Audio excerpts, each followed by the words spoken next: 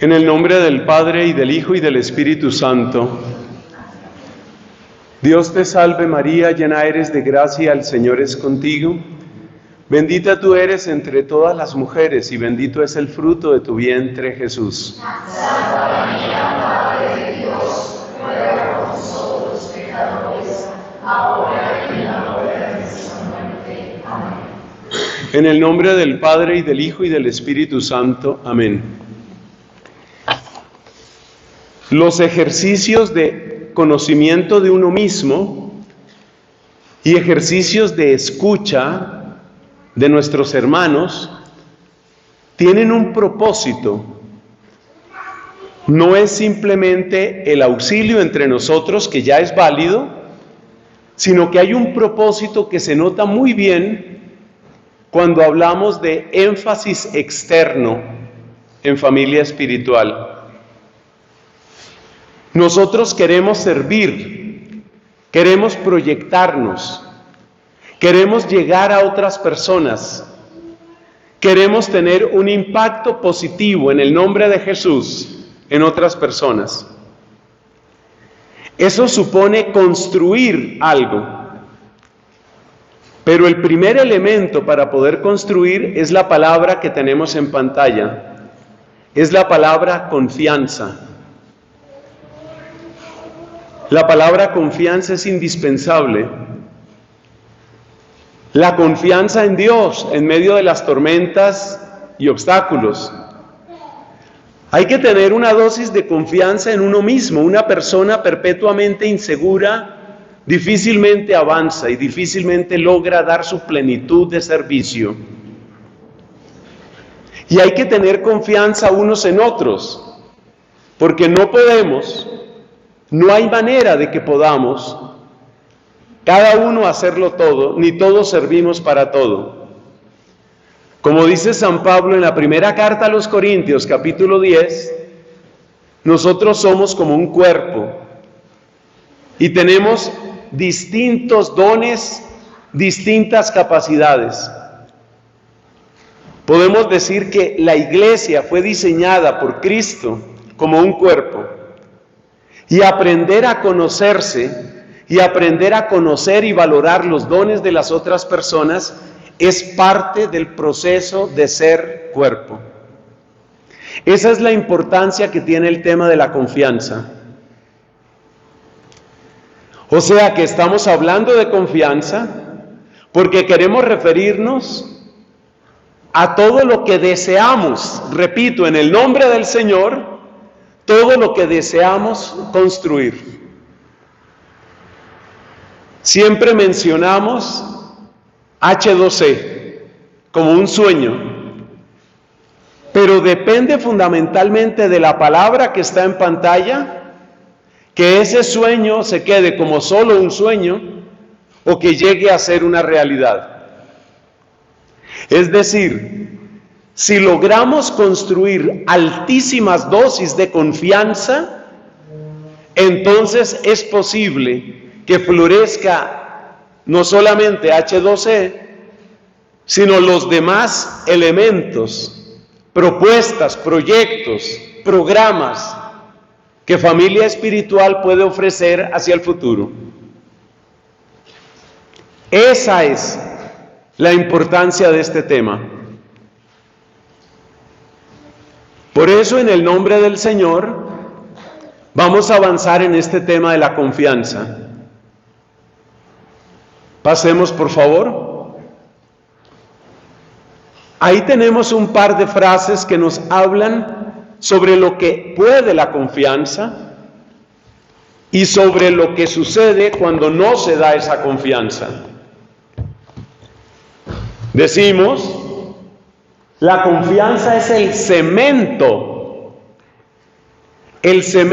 que une las voluntades para que tu voluntad pueda trabajar con la otra. Con la voluntad de otra persona tiene que haber el cemento de la confianza. Une voluntades, perspectivas y recursos. Esta enseñanza, en primer lugar, se dirige a familia espiritual, está claro, pero ustedes se van a dar cuenta que esto aplica también para la amistad, que esto aplica para el matrimonio, para la familia, porque un matrimonio es muchas cosas, pero una de las cosas que es un matrimonio es un equipo, que luego se vuelve un equipo más grande cuando llegan los hijos, si así lo permite Dios. Es un equipo y la confianza es fundamental. La confianza, humanamente hablando, es el cemento que hace posible caminar con otros, trabajar con otros. Se unen las voluntades, se unen las perspectivas. ¿Qué quiere decir unir perspectivas? Quiere decir que mi mirada no es la única. La confianza hace, por ejemplo, en un matrimonio, que ese hombre diga, yo tengo una manera de ver las cosas, pero la mirada de mi mujer es fundamental. Y ella lo mismo. Yo tengo una experiencia, yo tengo una mirada, una intuición, pero la mirada de mi esposo es muy importante. Eso es confianza. Es fundamental en la iglesia. ¿Y qué pasa cuando hay desconfianza? Pues eso también lo tenemos escrito ahí. La falta de confianza genera desperdicio de tiempo y de energía. ¿Por qué? Porque si yo no confío en usted, yo tengo que gastar una parte importante de mi energía vigilándolo, cuidando que no me haga trampa, cuidando que no me engañe. La desconfianza es un desperdicio de tiempo y de energía. Valiosos recursos se van con la desconfianza. La desconfianza no solamente me lleva a vigilar a la otra persona, sino que automáticamente me quita el pie del acelerador y pone el pie en el freno. Si yo, por ejemplo, estoy trabajando en una empresa y cada vez hay más rumores, esto va a quebrar y lo van a cerrar, quién sabe si haya para las cesantías, esto va a quebrar, esto va a quebrar. ¿Qué cree usted que produce esa desconfianza? Freno. Yo no le voy a meter fuerza, yo no le voy a meter ganas a un barco que se hunde. Entonces fíjate la diferencia total entre la confianza y la desconfianza. En una familia donde hay confianza se suman, se multiplican los esfuerzos. Lo que tú haces y lo que yo hago no solamente se suma, se multiplica. Cuando llega la desconfianza, lamentablemente, desperdiciamos tiempo y energía.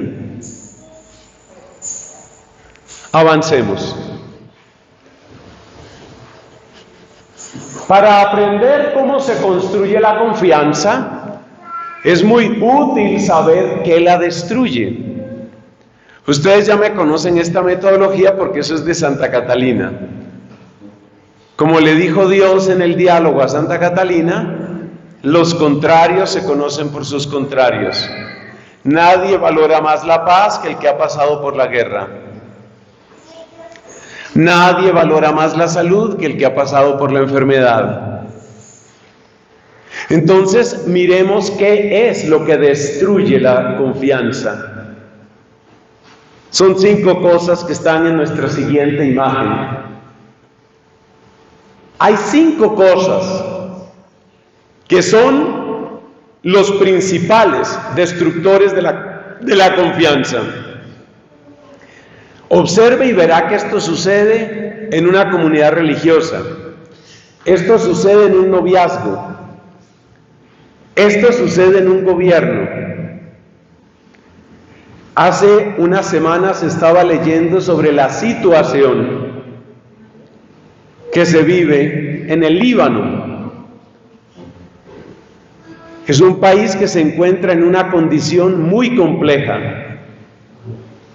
Y si usted me pregunta, la razón principal por la que el Líbano no logra salir de su situación es una gran desconfianza.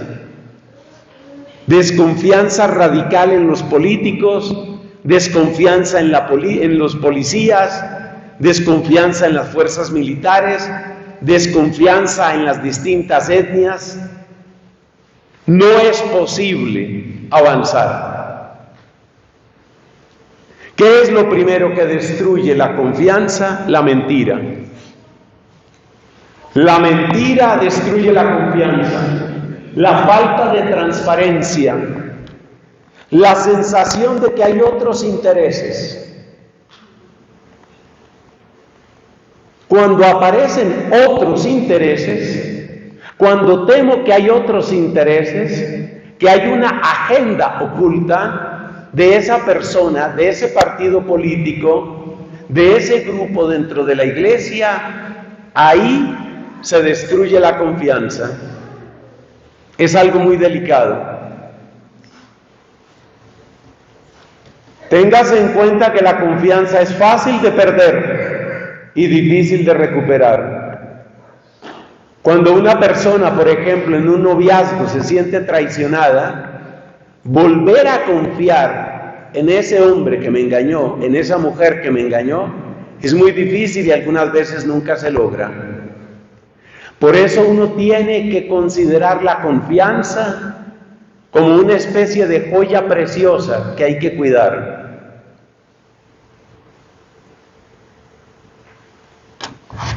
¿Qué otro elemento es un gran destructor de la confianza? Cuando me siento utilizado. Si yo siento que se están aprovechando de mí. Esto se vive en el ambiente laboral. Es un ejemplo que ustedes ya me han escuchado en otros contextos. Esas personas que tienen cargos intermedios y entonces les ofrecen un bono para que trabajen más. Y un día la persona hace la suma y dice, tengo que trabajar 3 veces más y me han aumentado un 10% el ingreso. O también, yo le estoy reportando a esta empresa 5.000 millones más y a mí me aumentan el sueldo en 1,5 millones. Es decir, me están utilizando. Para los interesados en la dimensión laboral de este tema tan apasionante de la confianza, busquen en internet, no en este momento, claro está, busquen un tema que se llama renuncia silenciosa. Esta mañana alcancé a leer un pedacito de un artículo nuevo sobre la renuncia silenciosa. A veces se encuentra la palabra en inglés, quiet quitting. La renuncia silenciosa es trabajar el mínimo necesario para que no me echen, pero irme a mínimos. ¿Por qué? Porque no quiero darle fuerza, no quiero darle ideas, no quiero darle más plata a esta gente y sobre todo no quiero darla a costa de mi salud, a costa de mis hijos, a costa de mi tiempo. Ese es el precio de sentirse utilizado. Tercer destructor de la confianza. Cuando hay un rumbo incierto. Rumbo incierto es falta de liderazgo. Varios de ustedes son directores de ministerios. Y es muy importante que ustedes se pregunten si las personas que están en sus ministerios ven un rumbo, ven una dirección, ven unos logros. Muy importante. ¿Cuál es la ruta? Si me subo a tu carro, yo no tengo, ¿no? Si me subo a tu carro y te digo, vamos, rápido. Tu primera pregunta es, ¿a dónde? No le pidas a la gente que acelere si no les muestras una ruta. Entonces la confianza implica confianza en el liderazgo, y el líder debe tener una cierta visión, una visión que combina lo deseable y lo posible. Cuando uno se encuentra con líderes que tienen esa visión, ese es un elemento que construye confianza. Otro punto, cuarto destructor de la confianza: compromiso intermitente. Dicho en lenguaje popular colombiano, o sea que yo soy el único tonto que le trabaja esto. Eso está matando las obras en la iglesia. Esto. Se organiza un coro en una parroquia. Soy el único que fui a todos los ensayos. Hay gente que solo fue a uno o a dos. Y cuando llega el día de la gran presentación o de la misa con el arzobispo, por decir algo, ahí llegan todos. Seguramente a desafinar. Eso produce desánimo, desconfianza. Yo ya perdí la cuenta del número de personas que me describen el final de su noviazgo o de su matrimonio con estas palabras: es que no se puede sostener una relación empujando uno solo. No se puede. Uno necesita saber, para que haya avance, uno necesita saber que el otro también está empujando. Y esto nos indica algo muy importante que va a sobresalir en las siguientes diapositivas. Y es que mi incumplimiento, mi falta de compromiso, mi llegada tarde, mi mediocridad, automáticamente es un freno. Porque mi mediocridad le está diciendo a la otra persona, sin palabras: no le dé tanta importancia a esto. No se esfuerce, no lo trabaje, no vale la pena. Eso es lo que significa. Eso es lo que significa mi mediocridad. Y un último elemento: las dudas sobre la resistencia, sobre la fortaleza que los otros tendrán en los problemas. Las dudas sobre eso. Porque toda obra, y sobre todo toda obra de Dios, va a encontrar problemas, obstáculos, resistencia. ¿Qué va a pasar con esta persona cuando haya una dificultad? ¿Qué va a pasar con este esposo mío en un momento de crisis? Yo vi deshacerse un matrimonio que ya estaba casi a punto de celebrarse. Entonces hablé con el novio, con el que tenía un poquito más de confianza. Le dije: si me quieres contar, ¿qué pasó, hombre? Me dijo: es una gran mujer, pero está acostumbrada a vivir como una princesa, no le puede faltar nada. Esa mujer se sale de las casillas, se desestabiliza de una manera y empieza a disparar. Y le dije: ¿y tú cómo sabes eso? Yo metido. Usted sabe que uno a veces de sacerdote tiene que ser un poquito metido. Y le dije: ¿tú cómo sabes eso? Porque la familia ha sido de mucha plata. Pero cuando tuvieron una crisis, que no fue la gran crisis, esta mujer en ansiedad, en angustia, peleando con todo el mundo, irritable, se le acabó el mundo. Él empezó a sentir desconfianza. Él tenía su trabajo, no el mejor trabajo del mundo, pero tenía un trabajo. Entonces su desconfianza, ¿cuál era? Y si a mí me llega a pasar algo de eso, ¿cuánto garrote me toca? Y lamentablemente varios de los que estamos aquí conocemos historias de matrimonios que se han acabado por plata, porque no hubo solidez económica. Entonces, ¿cómo se construye confianza? Vamos a ver 12 puntos. Así se construye confianza. Hemos distribuido esos 12 puntos en varias diapositivas. ¿Cómo se construye la confianza? Nuestro primer punto, pasemos por favor, comunicación frecuente. Comunicación frecuente abierta, en variados espacios, sobre distintos temas y ante diversas personas. Ese es el ejercicio que ustedes han estado haciendo hoy. Dicho de otra manera, cuanto mejor usted conoce a la otra persona, más usted se siente tranquilo de confiar en ella, incluso si le conoce los defectos, porque todos vamos a tener defectos. Es decir, y esto es muy bonito,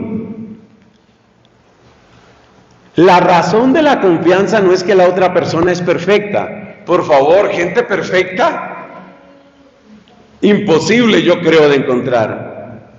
Pero si yo conozco mucho a la otra persona, pero mucho, eso motiva que yo sepa cómo es. Y eso me enseña hasta dónde y cómo puedo apoyarme en esa persona. No es perfecto. Mi socio en este negocio no es perfecto. La esposa con la que me he casado no es perfecta. La comunidad religiosa a la que entré no es perfecta. Pero conozco, porque hay comunicación.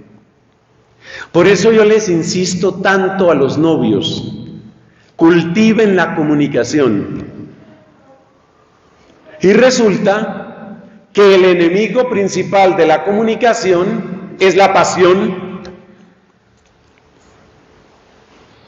No solo la pasión sexual, que también. La pasión obnubila. Una de las pasiones que obnubila es el entusiasmo.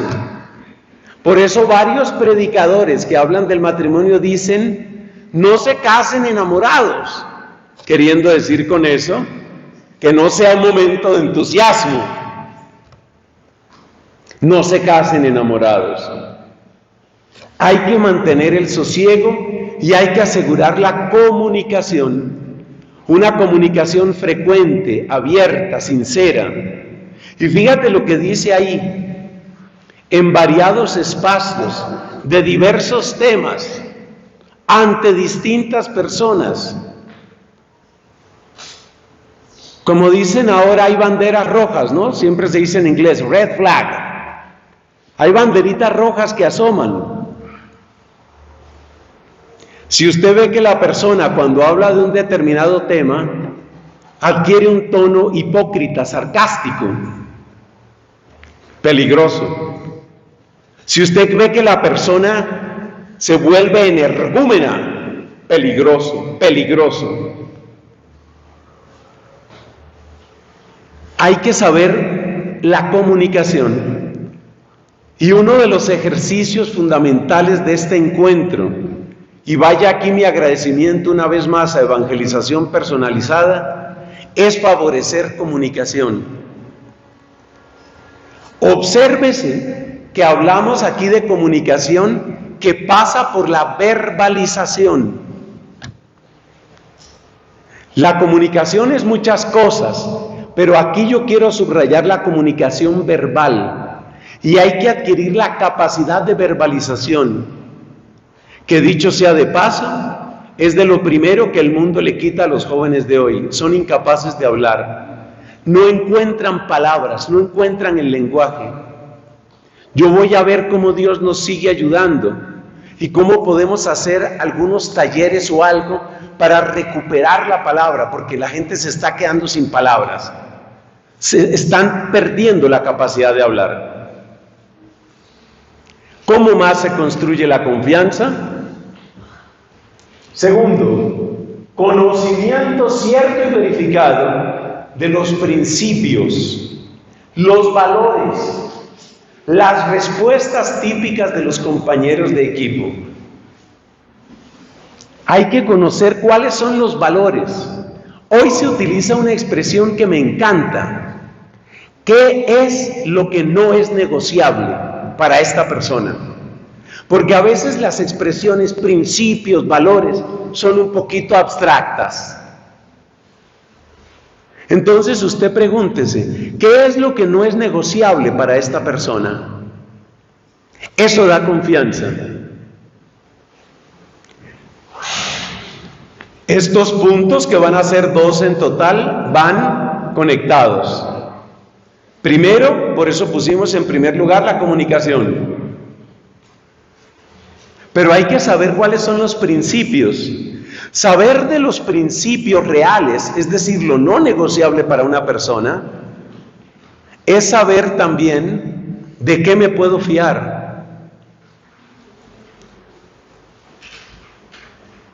¿Mi esposo es sobornable? No, él no va a caer en eso. Imposible, yo lo conozco, él no va a caer en eso. ¿En algún evento mi esposa me sería infiel? No, ella no es así. Ella no es una mujer así. Hace unos días me hablaba una joven que precisamente había terminado hace unos meses un noviazgo. Y el noviazgo se terminó, entre otras cosas, por continuos conflictos entre ellos. Y una gran parte del conflicto era por celos de él hacia ella. Celos que se volvieron sin freno. Celos que llegaron al punto de sugerir que esta mujer tenía relación con otras personas. Me decía entre lágrimas esa muchacha, lo que más me duele es que duramos tanto tiempo, el tiempo que haya sido de novios, y no llegó a saber quién soy yo. Yo no caería en eso jamás. Claro, hay un refrán que dice, de esta agua no beberé. Pero uno también sabe que las personas tienen cosas que no son negociables. Yo conozco a esta persona hace unos años y yo personalmente, yo creo que yo metería la mano en el fuego por ella. Y me parece muy triste de verdad que ese hombre no la haya sabido valorar. Entonces uno tiene que saber lo que no es negociable.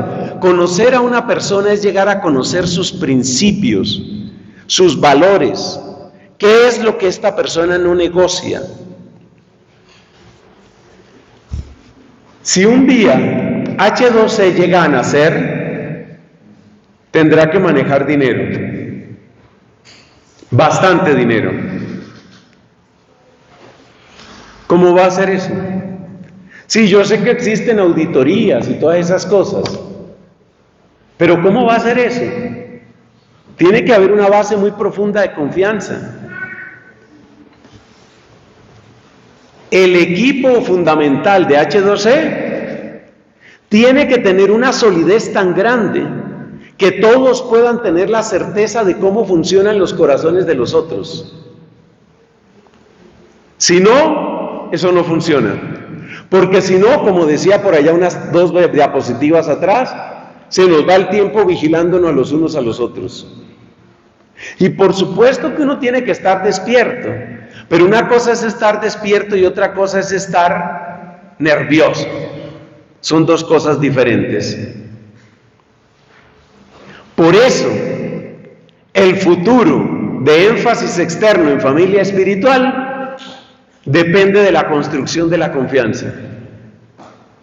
Si no, las obras que vamos a hacer van a ser así de chiquiticas. Haremos algunos talleres, algunas cosas que son válidas, pero llegar a construir sin esto no es posible. Pasemos, por favor. Tercer punto.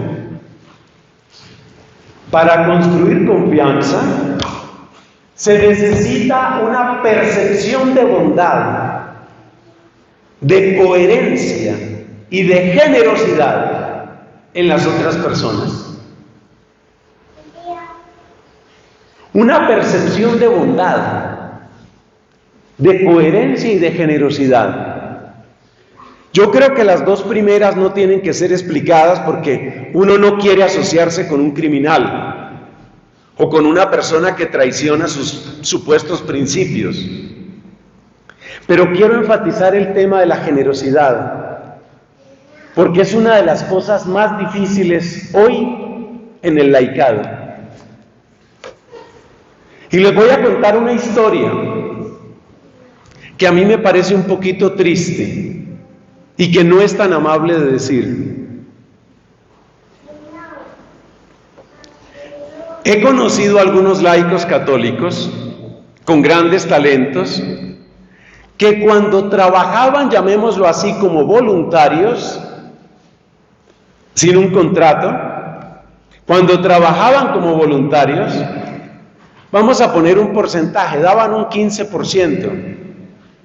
Pero ustedes saben que hoy hay iniciativas que producen dinero, también dentro de la evangelización. Hay portales, hay aplicaciones, hay servicios que están produciendo dinero. Y yo he conocido ya el caso de algunas personas que cuando se trataba del trabajo voluntario, 10-15% de lo que hubieran podido dar. Cuando ya entra el factor platica y cuando ya entra un contrato, 80, 90, 95%.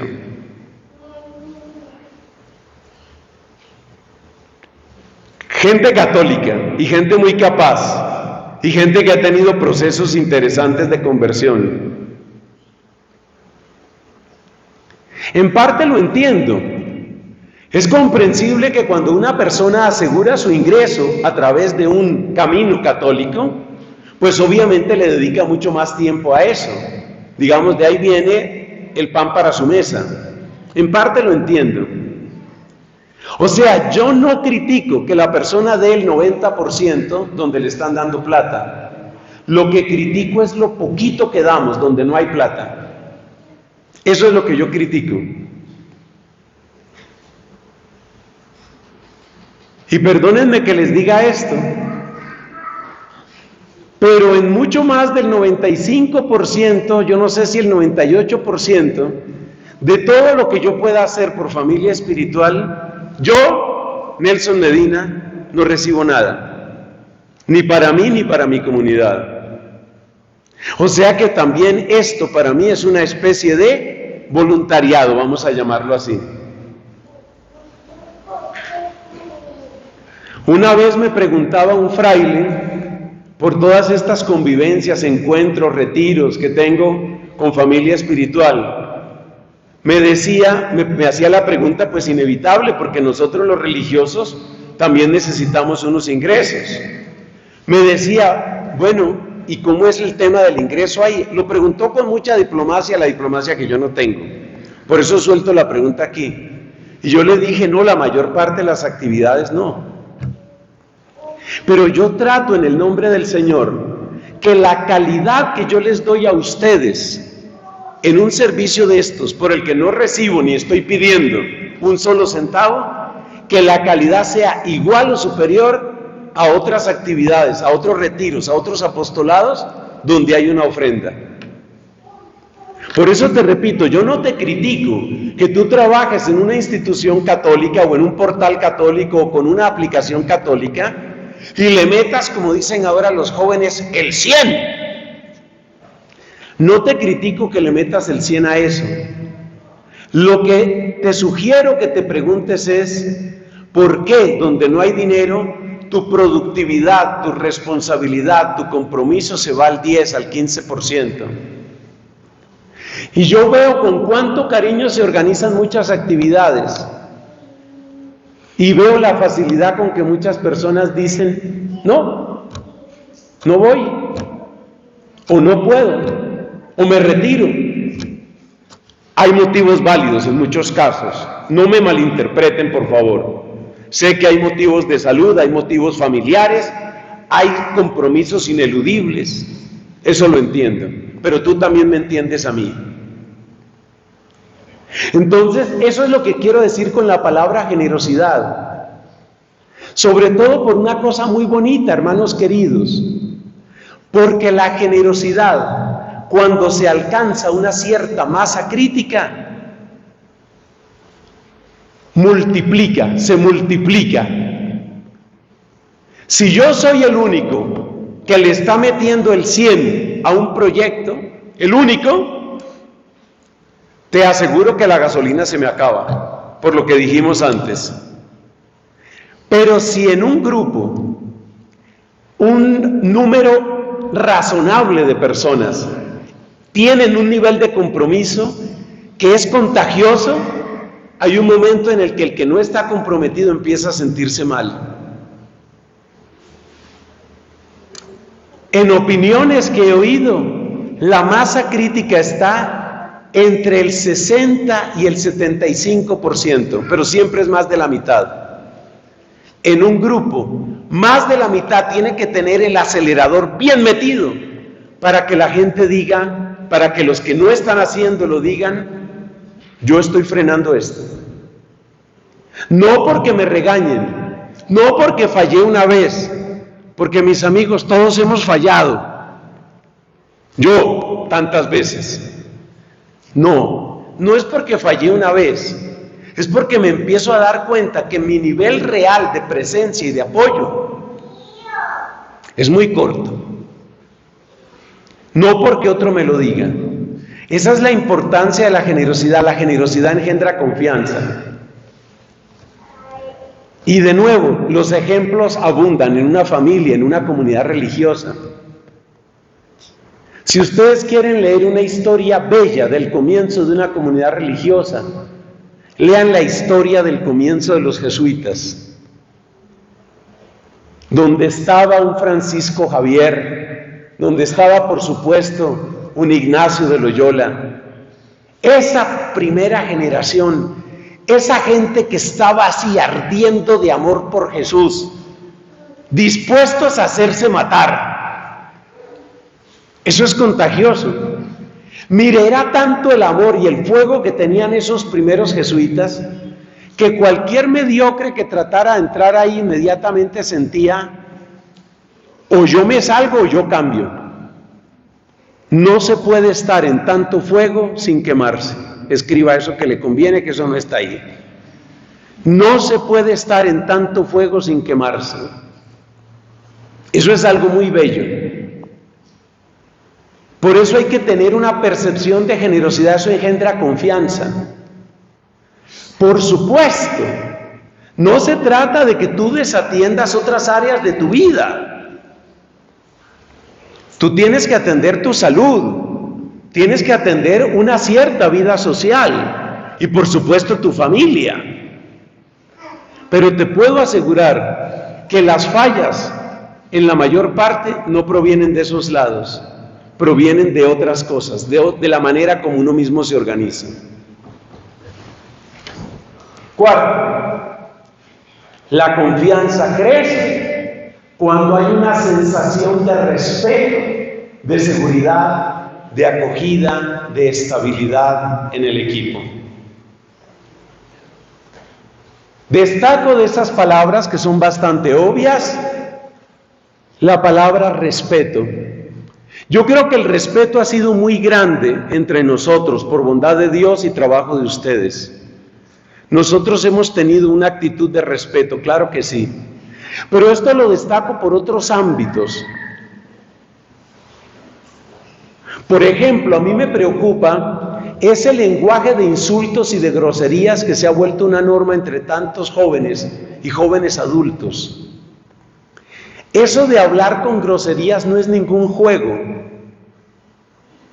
Porque cuando usted habla con groserías, lo que sus palabras están diciendo es exactamente que usted no cree en los principios de la otra persona. Lo que sucede es que yo, por política, nunca digo groserías en las predicaciones, pero usted sabe a qué groserías me refiero. Tengan cuidado con eso. Acuérdese lo que nos advierte la carta de Santiago en la Biblia. Tiene prácticamente un capítulo entero hablando sobre el uso de la palabra, de las cosas que dice el apóstol Santiago, ese Santiago el menor, allá en la Biblia, de las cosas hermosas que dice es esta: se han domesticado muchas fieras, pero parece que nadie puede dominar su lengua. Mire, apliquen eso especialmente con las personas que tienen más cerca, porque a mí me interesa no solo que nosotros podamos construir en familia espiritual, me interesa que tú seas feliz en tu casa, que si te vas a casar, que si ya tienes una familia, cuiden por favor esa boca. La palabra tiene que ser administrada con mucha sabiduría y mucha caridad. Y no se nos olvide el antiguo refrán que dice: el río que corre, la flecha lanzada, la palabra dicha, nunca regresan.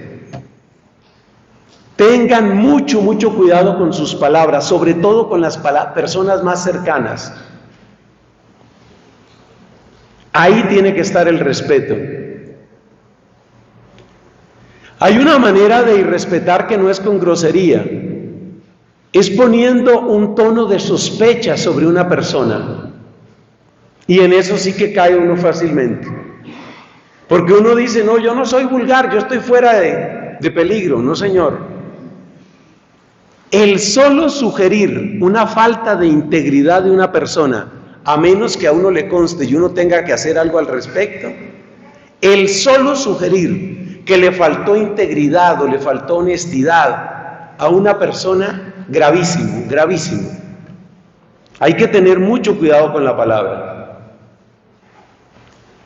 Y lamentablemente vivimos en unos tiempos en la iglesia en que resulta muy fácil para unos dispararle a cualquiera. Le disparan al Papa tranquilamente. Palabras me refiero, por supuesto. Mucho cuidado con eso. Mucho cuidado con eso. Eso hace daño.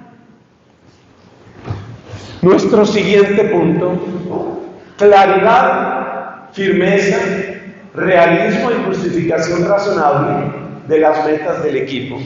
Esto va directamente para vencer el peligro de la falta de rumbo. Por favor, señores directores, señores gerentes que están aquí también, señoras gerentes que están aquí, ahí me corrigen, señorita. Claridad, firmeza, realismo. Hace poco escuchaba una entrevista que le hacían al fundador de Amazon, el señor Jeff Bezos. Y decía este hombre: lo que se espera de los cargos directivos es que tomen pocas pero muy buenas decisiones. Lo tuyo es el timón. Piensa mucho, consulta bastante, ora. Eso no lo dijo ese señor, ¿no? Eso lo agrego yo. Ora. Pero las decisiones que vayas tomando, que realmente marquen una ruta y que haya razones. Cuando uno siente que la persona que está al frente obra por capricho, la confianza se va al piso. Me permito recordarles que según la Biblia, la persona que tiene el primer timón en el hogar es el varón, es el esposo. Y por eso, todo hombre casado o con deseos de casarse debe ser muy humilde ante Dios y suplicar, como Salomón, el don de la sabiduría. Por tu sabiduría, querido hermano casado, y eso vale también para los sacerdotes, que tenemos una especie de unión esponsal con la comunidad. Por tu sabiduría, la gente aprenderá a admirarte y a quererte. Si tus decisiones, si tus palabras son sabias, son acertadas, tú te ganas el respeto, el cariño, el apoyo de tu esposa, de tu comunidad. Si tú eres un caprichoso, o si un día dices una cosa y otra otro, y otro día otra, ahí estás obrando en contra de ti mismo. El timón tiene que ser firme y tiene que ser razonable. Avancemos. puntualidad, responsabilidad, sano sentido autocrítico en los compañeros. Esto hace crecer la confianza. ¿Qué queremos decir con sano sentido autocrítico? Que la persona no es una descarada, porque hay también unos ciertos niveles de cinismo y de descaro. La persona que llega y no ayuda, la persona que llega y nunca se ofrece para nada, eso desanima. Y eso hace pensar que va a suceder en el futuro.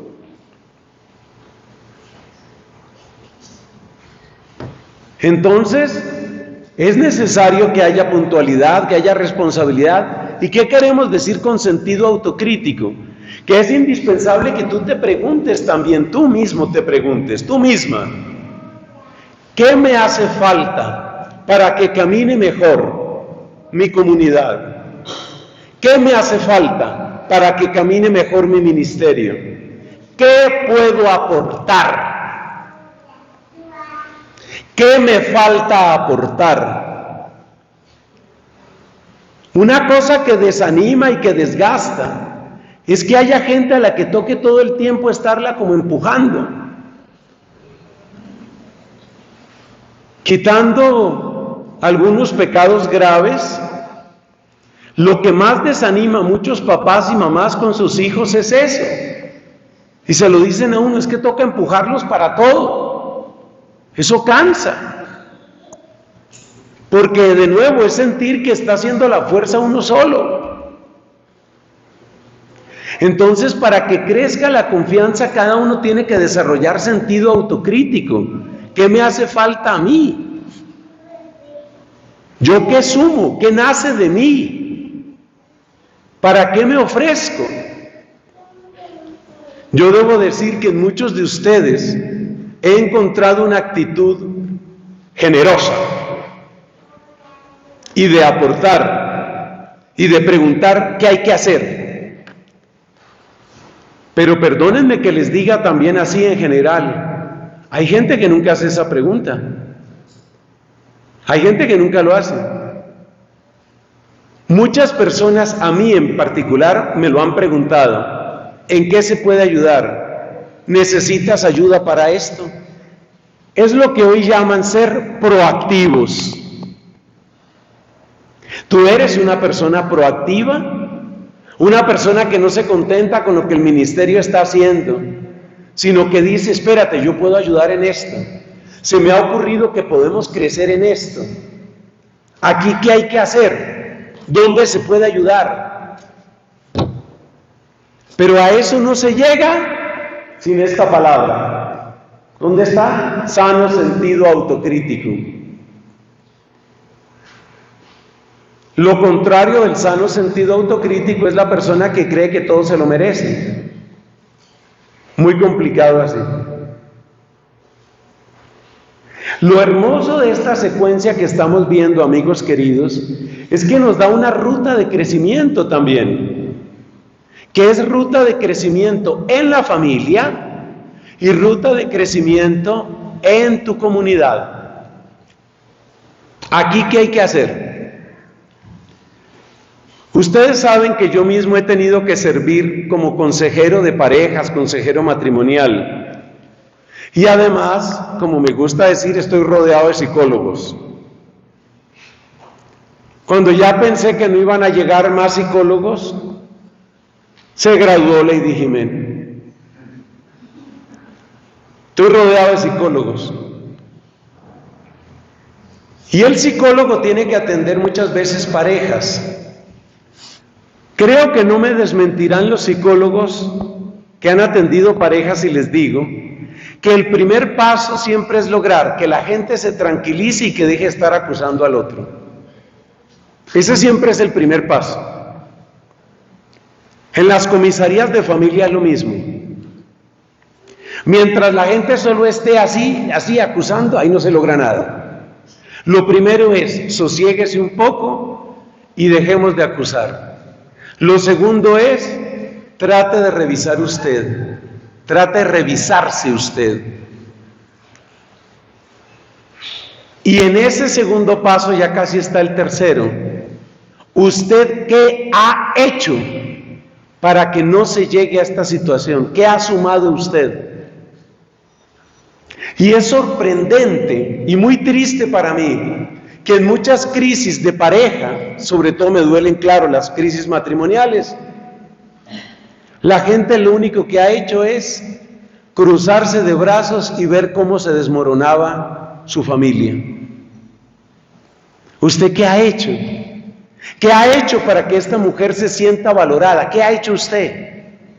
¿Qué ha hecho usted para que ella se sienta amada o él se sienta amado? ¿Qué ha hecho usted?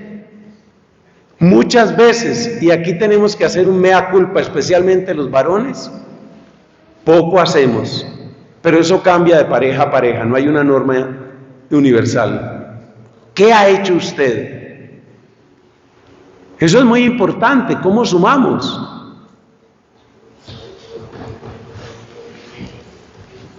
Siete, ambiente de diálogo oportuno, sincero y suficiente. Esa es la parte más difícil, suficiente. A mí me parece un desafío tan grande lo que se dice de Jesús en el capítulo 2 de San Juan. Él sabía lo que hay en el corazón del hombre. Tú tienes un diálogo suficiente con tu equipo, un diálogo suficiente. Suficiente es que se llegue como a ese nivel de conocimiento mutuo, de confianza, de sintonía. Hay una tendencia en la iglesia que empezó hace muchos años, probablemente hace unos 70, 80 años, de reemplazar el conocimiento real de la otra persona con las condiciones laborales. Eso no funciona. Hacer que la gente firme un contrato detalladísimo nunca reemplaza que tú puedas sentir que has tenido un diálogo suficiente. Esto conecta con el primer punto de la comunicación. Que tú sientas que realmente conoces a la persona. Eso es un poco lo que queremos hacer, lo que hemos querido hacer y seguiremos haciendo en este encuentro. De eso es de lo que se trata, tener ese diálogo suficiente. En las comunidades religiosas eso se ha perdido muchísimo. En muchas comunidades, no digo que sea la norma absoluta, pero en mi comunidad hay mucho que mejorar. En muchas comunidades lo que se busca de los superiores es que sean buenos administradores y buenos árbitros. Y a veces que no cansen tanto. Eso no es un líder. En cambio, ¿cómo nació la vida religiosa? Llamando al superior abad. ¿Qué significa? Un padre, un papá. Un padre que conoce. Y hay una cosa que no falla. La persona que no quiere que la conozcan, tampoco quiere que la pongan a trabajar. Escriba eso que también le conviene y no está por aquí en los apuntes. La persona que no quiere que la conozcan, tampoco quiere que la pongan a trabajar.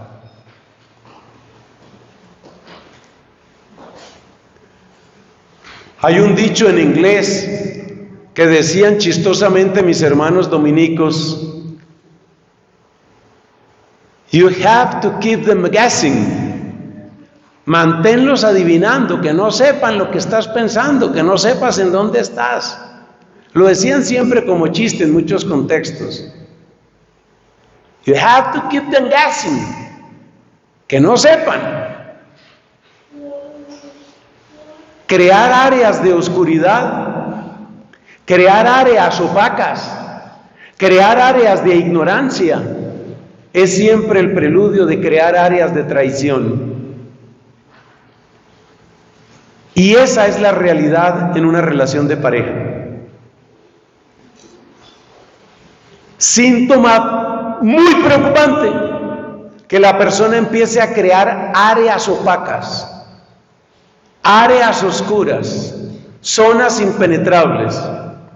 Yo no estoy de acuerdo con que el esposo tenga que revisarle el celular a la esposa todas las noches y ella tenga que revisarle el celular a él, porque acuérdese lo que dijimos al principio. Ese es un desgaste, la vigilancia permanente. Pero una cosa es que tú no tienes que estarle revisando el celular a tu esposa, y otra cosa es que cada vez que ella tenga que escribir algo, tenga que llamar a alguien, tenga que esconderse. O él. La gente que crea zonas opacas, zonas oscuras, algo está escondiendo, y el que está escondiendo algo no quiere que lo pongan a trabajar. Por eso es tan importante la transparencia, el diálogo suficiente. El capítulo 5 de los Hechos de los Apóstoles nos muestra lo que es el pecado contra la transparencia. ¿Cómo es el pecado contra la transparencia? Pues que había un matrimonio, un hombre llamado Ananías y su esposa llamada Zafira.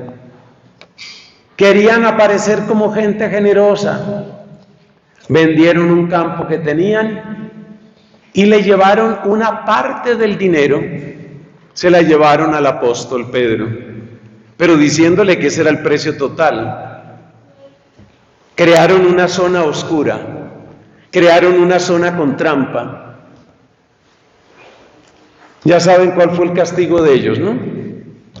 Se murió él, y cuando llegó la esposa le preguntó el apóstol a la esposa: oye, ¿es verdad que vendieron el campo por tanta plata? Y ella dijo: sí.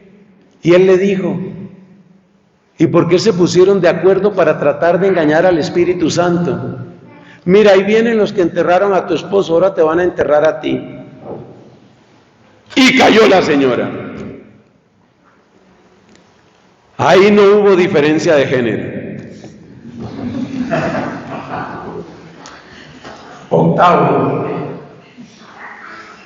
posibilidad de aportar y de criticar ideas con argumentos. Esto es fundamental. En una buena relación siempre es posible aportar.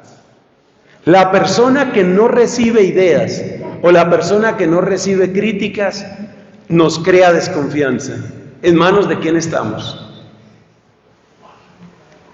En ese sentido, así como digo otras cosas, yo debo darle gracias a Dios por la inmensa mayoría de los superiores que he tenido, tanto provinciales como locales, porque he encontrado en muchos de ellos una capacidad muy grande de acogida de argumentos y de escucha. Esto crea confianza. Vamos con los últimos puntos, vamos llegando al final. Sí, el punto número 9 dice: apertura a dar y recibir corrección fraterna. Esto crea confianza. Donde nunca me corrigen, o algo está haciendo mal el equipo, o algo estoy haciendo mal yo.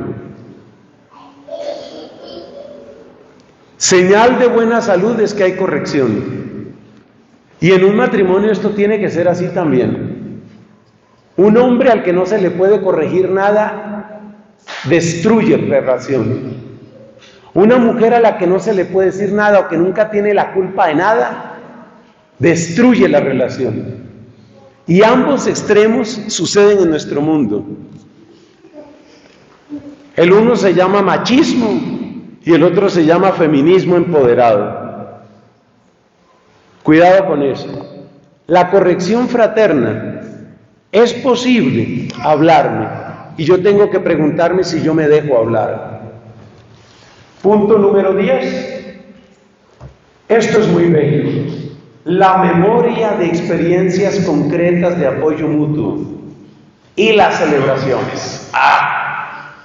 Las celebraciones son importantes. Eso es muy bonito. Cuando recordamos juntos el camino recorrido, cuando nos podemos reír hoy de cosas que pasaron, Cuando podemos brindar y decir, por 9 años, por 10 años de familia espiritual, venga, por el 5º aniversario de la primera sede de H2C, salud, salud. Recordar y celebrar, eso crea confianza, crea equipo, crea cuerpo, crea ganas. Señores, vamos llegando al final, punto número 11. Dice el 11, certeza firme de que el bien es premiado y el mal es corregido. O sea, lo que hace falta muchas veces en Colombia. ¿Sabe que el honor es importante? El honor es importante. Y honrar a los que hacen el bien es importante. Y agradecer en público a los que se han esforzado es importante. Por favor, jamás olvidemos esto. Las cosas no se hacen solas. Si estamos aquí, en este lugar, bueno, en primer lugar hay que agradecer a la comunidad que nos está recibiendo. Pero si estamos en este lugar, fue porque alguien se tomó el tiempo de hacer unas llamadas, concretar, cotizar, investigar en varios sitios. Las cosas no se hacen solas. Alguien lo hizo. Si el alimento llegó a tu mesa, alguien hizo posible eso. Si un tema fue bien expuesto, alguien le gastó tiempo a prepararlo. Si se hizo un taller y sentiste alivio en tu corazón, alguien lo hizo. Aprende a agradecer, aprende a reconocer, eso crea confianza. Porque en el fondo, y esto es algo muy espiritual y muy místico, en el fondo, el corazón humano vibra por el bien. Santo Tomás de Aquino tiene una frase bellísima: hay algo que no podemos dejar de querer, el bien. Tal vez lo buscaremos de manera inadecuada, pero algo que no podemos dejar de querer es el bien. Entonces, donde el bien es reconocido, donde es agradecido, claro, hay que evitar el extremo de lo que se ha llamado sociedad de mutuo elogio, pero donde se reconoce el bien, donde se dan las gracias, donde se le dice a una persona que se esforzó tanto: mira, gracias por lo que nos has dado hoy, gracias por este encuentro, gracias por haberlo hecho posible, mira, me has abierto unas perspectivas que yo no tenía. Habla, reconoce el bien, pero también hay que esperar que el mal sea corregido. La norma general en esto es que el bien reconozcámoslo en público y el mal corrijámoslo en privado. Aunque el Evangelio dice que si ya no te hacen caso, tal vez toca escalar la situación. Punto número 12. Debe haber mecanismos claros, estables y justos de adquirir o delegar o incluso dejar liderazgos o responsabilidades. Cuando uno ve que la manera como se van dando los nombramientos, las personas que van quedando en las distintas responsabilidades, son realmente gente que le mete el hombro, como decimos en Colombia, gente que se empeña, eso crea confianza. Y por eso tenemos que orar mucho, para que en cada paso que vamos dando, por ejemplo en familia espiritual, las personas se ganen la admiración, el respeto y la gratitud. Nosotros tenemos la costumbre de orar en el Ángelus todos los días, por el directorio de familia espiritual. Todos los días la gente orando por usted, Martica. Todos los días. Angelita, eso no la sueltan. Hay que orar todos los días, todos los días. ¿Por qué? Porque necesitamos que cada uno de nuestros líderes se gane el respeto, la gratitud, la autoridad, que la persona sienta: estamos en buenas manos, qué bien es. Y por eso la frustración y el desánimo que la gente siente, por ejemplo, con los pecados de nosotros los sacerdotes. Qué tristeza, por ejemplo, cuando un sacerdote pone en primer lugar su bien particular. Yo sé que no es fácil nuestra vida, yo mismo soy un pecador, pero es que a mí me duele tanto el dolor de la gente. Cuando la gente dice, como ese sacerdote, no digan el nombre, que hace unos años dijo, no, yo me cansé de estar solo, yo voy a seguir mi camino. Y un poco de gente escribiéndole y diciéndole, has sido sincero, has sido muy auténtico. Oye, ¿y la gente? ¿Y la gente que necesita ver fidelidad en nosotros, a pesar de que somos de barro, a pesar de que caemos y nos toca confesarnos? Pero la gente que quiere encontrar en su sacerdote un modelo para seguir. Por eso es un crimen repugnante hasta el extremo. Cualquier forma de abuso, abuso de poder verbal, sexual, cualquier forma de abuso, especialmente en nosotros. Guardando las proporciones, cada persona tiene que pensar eso. ¿Cómo conservar esa autoridad? ¿Cómo conservar ese liderazgo? Que finalmente, dice la carta de Santiago, toda autoridad viene de Dios. Pregúntense los que son papás o van a hacerlo, pregúntense. ¿Yo cómo voy a tener esa autoridad sana? No autoritarismo ni tiranía. ¿Cómo voy a tener esa autoridad sana sobre mis hijos, sobre mi esposa, sobre mis amigos? La autoridad no es a gritos ni es con violencia. La autoridad es la coherencia, es la sabiduría, es el acierto, es la justicia, es la capacidad de anticiparse al bien del otro. Es una vocación muy grande. Todo esto que hemos recorrido en estos 12 puntos ayuda a que crezca la confianza. Y a medida que crece la confianza, vuelvo por allá a una de las primeras diapositivas, el cemento se hace más firme. Y solo con cemento firme, solo con una buena unión, con una gran estructura, se puede avanzar hacia arriba y se puede realmente crear algo que le dé la gloria a Dios y que le sirva a la gente. Por favor, la última diapositiva. Gloria al Padre y al Hijo y al Espíritu Santo.